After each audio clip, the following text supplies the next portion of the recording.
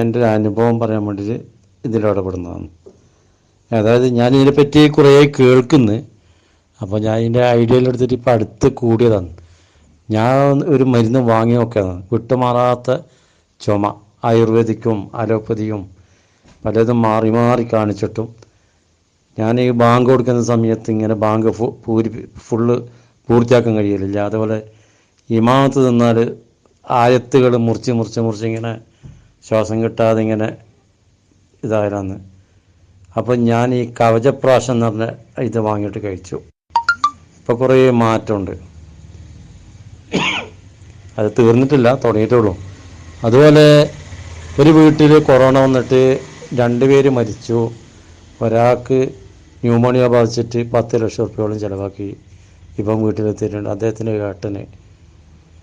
അദ്ദേഹം പിന്നെ ഈ ഇതിനെപ്പറ്റി പരിചയപ്പെടുന്ന ആൾ പറഞ്ഞു, നിങ്ങളൊന്ന് കവചപ്രാശം ഉപയോഗിച്ച് നോക്കുകയാണ്. അങ്ങനെ അയാൾ കവചപ്രാശം 2 ബോട്ടിൽ കഴിച്ചു.